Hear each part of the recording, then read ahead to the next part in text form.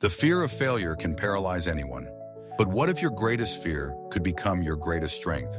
This is the story of Emma, a young woman who discovered how to turn fear into fuel.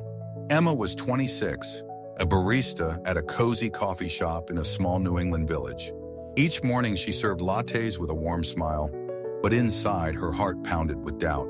She dreamed of opening her own bakery, a place filled with the scent of fresh bread, warm cookies, and the soft hum of happy customers.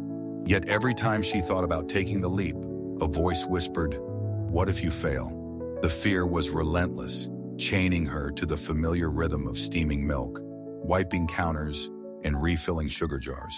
She'd lie awake at night, sketching bakery layouts, only to tear them up by dawn, terrified of losing everything. Her village, nestled between rolling green hills, was a quiet haven. The morning mist clung to the towering pines, the distant chime of church bells marked the hours, and the cobblestone paths wound through the local market, alive with the chatter of familiar faces. Emma loved the simplicity, the way the air smelled of damp earth after rain, the soft glow of street lamps at dusk. But this comfort also trapped her. She watched others chase their dreams. A neighbor opened a bookstore, a friend launched a flower shop. Their courage made her feel smaller. Why can't I do that, she wondered. The fear of failure wasn't just a thought, it was a heavy weight, pressing down on her chest. What if no one comes? What if I go bankrupt? Months dragged on, and Emma's dream began to fade like an old photograph.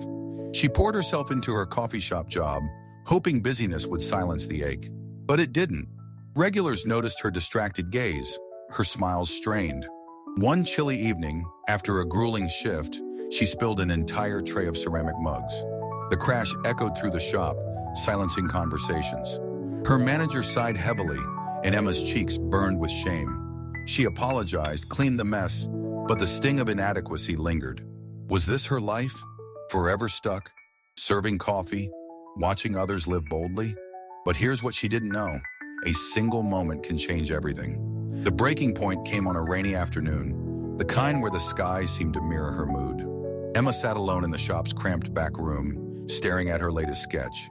A bakery storefront with Emma's hearth in elegant script. Tears blurred the page as she crumpled it into a ball. I can't do this, she thought. The fear was too big, the risk too daunting. She was ready to give up, to bury her dream for good. But what she didn't expect was that help was already waiting, just beyond the door. Enter Clara, a 68-year-old retired baker who lived at the edge of the village.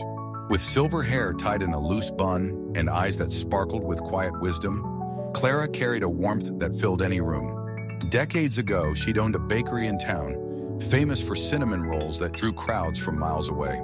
Now she was a regular at the coffee shop, always slipping in kind words with her generous tips. That rainy day, Clara found Emma in the back room, head in her hands, the crumpled sketch beside her. "What's eating you, child?" she asked, her voice soft but steady, like a lighthouse in a storm. Emma hesitated, then let it all spill out. The dream of her bakery, the fear that paralyzed her, the endless what-ifs that kept her awake. Clara listened, nodding, her eyes sharp with understanding. "Fear of failure," she said, "is like a shadow cast by a tree. It's always there, but it only grows if you stand still." She leaned closer, her voice dropping. "Come to my house tomorrow. I want to show you something."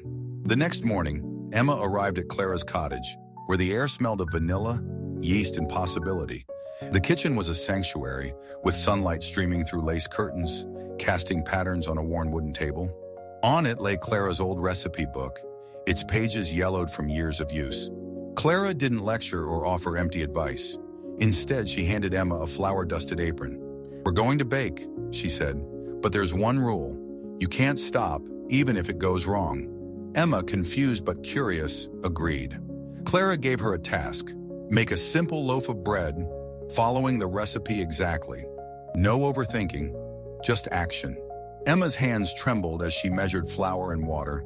She spilled a handful of flour across the counter, misjudged the salt. Her instinct screamed to quit, convinced the loaf would be a disaster. But Clara stood firm, her presence calm yet unyielding. "Keep going," she said. "Mistakes don't mean failure. They mean you're trying." Emma kneaded the dough, her fear wrestling with her focus. The process was messy. Flour dusted her hair, the dough stuck to her fingers, but she pressed on. When the loaf emerged from the oven, it was lopsided but golden, filling the kitchen with a warm, yeasty aroma. Clara smiled. "Taste it." Emma took a bite. It wasn't perfect, but it was good. Really good. That was the moment it clicked. Failure wasn't the end. It was part of the journey. Clara's lesson wasn't just about bread. It was about movement.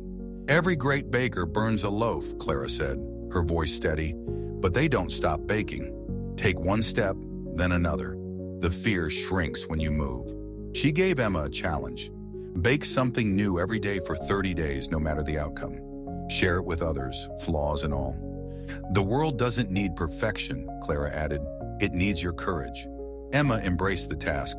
Each morning, she rose before dawn, the village still cloaked in silence. She baked muffins, scones, tarts, some too dense, others overly sweet. But she shared them at the coffee shop, placing them on the counter for customers. To her surprise, they loved her efforts. A regular Mr. Thompson raved about her blueberry scones, flaws and all. A young mother asked for her lemon tart recipe. The fear didn't vanish, but it grew quieter, like a distant hum. Each step built her confidence. She wasn't perfect, but she was moving, and that was enough. 6 months later, Emma stood in her own bakery. The sign read Emma's Hearth, its letters gleaming under the morning sun. The village turned out for the grand opening, the air thick with the scent of fresh bread and the buzz of excitement. Emma had saved every penny, taken a small loan, and faced her fear head-on. The first day was chaos. Orders got mixed up, a batch of cookies burned to a crisp. But Emma didn't panic. She remembered Clara's words, "Mistakes mean you're trying." Then came the moment that sealed her transformation. An elderly woman, Mrs. Harper, approached the counter, her eyes glistening. "This bread," she said, holding a warm loaf, "tastes like my grandmother's. You've brought joy back to this village." Her words hit Emma like a wave, washing away the last traces of doubt. She'd done it. Years later, Emma looked back on her journey. The fear of failure hadn't disappeared entirely. It lingered, a faint shadow cast by her ambitions. But she'd learned to walk through it. Her bakery thrived, not because she was fearless, but because she acted despite the fear. She hired local teens, taught them to bake, and shared Clara's lesson, one step at a time. The village square now buzzed with life, her bakery at its heart, a testament to what courage could build. Lembercy, fear of failure is universal, but it's not your master. It's like a river, deep and wide, but you can cross it by taking one step. So start today. Try something small. Share it, flaws and all. The results might surprise you. If this story touched your heart, leave a like to spread its message. Share in the comments. What's one small step you'll take to face your fear? For more stories that inspire, subscribe and hit the bell. See you in the next tale.